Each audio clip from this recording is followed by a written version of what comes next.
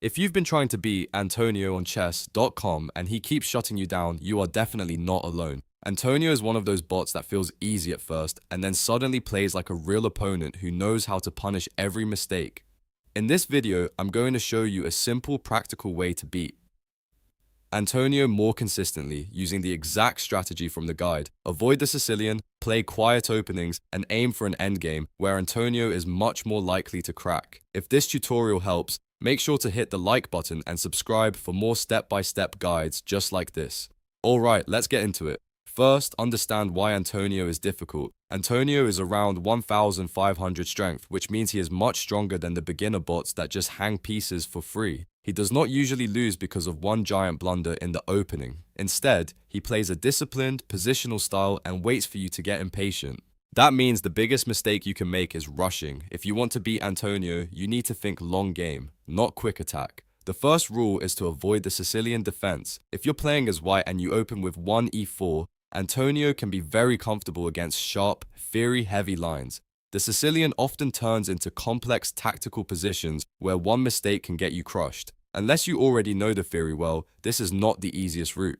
Instead, choose quieter openings that reduce chaos and force Antonio to play a slower game.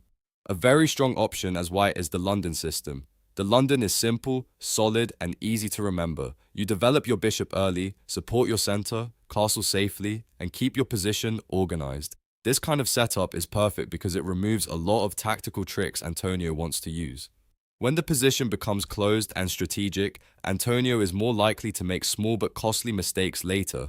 If you are playing as black, a solid option is the King's Indian defense structure or another calm setup that avoids immediate tactical fireworks. The main idea is the same. Do not give Antonio the kind of messy, open position where computer-style calculation matters less and precise punishment matters more.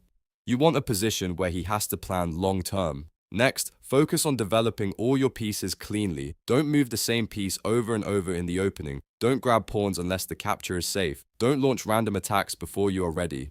Against Antonio, patience beats greed almost every time. Get your knights out, develop your bishops, castle early, and connect your rooks. These simple fundamentals matter more than flashy tactics here. A lot of players lose to Antonio because they try to force something too early, get overextended, and then Antonio slowly takes over the board. That is exactly what you want to avoid. Once the opening is done, your next goal is to simplify the position in the right way. Antonio tends to become less accurate once the queens come off the board. That does not mean you should trade everything instantly, but if you can safely exchange queens and steer the game toward an endgame, your chances improve a lot.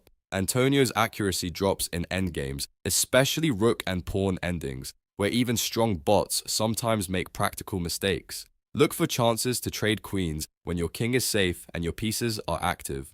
Then, as the board empties, start thinking about the basics: active rooks, king activity, passed pawns, and piece coordination.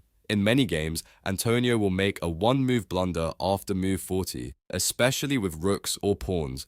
That might mean leaving a rook undefended, stepping into a fork, or missing a simple pawn tactic. If you stay calm and keep pressure on the board, you can take advantage of those errors. Another important tip is to play for structure, not just tactics.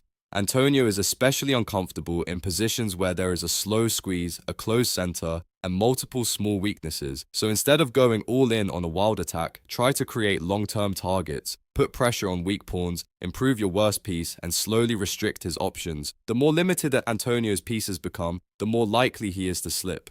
Also, don't be afraid to trade off your opponent's active pieces. If Antonio has a strong knight or bishop controlling key squares, exchange it if you can do so safely. That makes the position easier to handle and reduces the chance of getting tricked. At the same time, keep your own king safe. A common way people lose is by becoming too focused on the attack and forgetting that Antonio can punish an exposed king very quickly. So every move, ask yourself, is my king safe? Are my pieces developed? And am I moving toward a simpler position?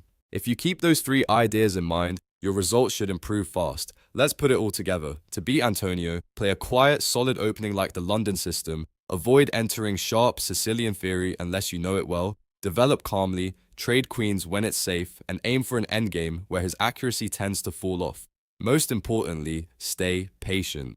Antonio is designed to beat impatience. If you give him chaos, he gets stronger. If you give him structure, he gets weaker. So play slow, play clean, and wait for the mistake. If this video helped you beat Antonio on chess.com, be sure to like the video, subscribe to the channel, and check out more chess tutorials for simple winning strategies. Thanks for watching and good luck climbing past Antonio.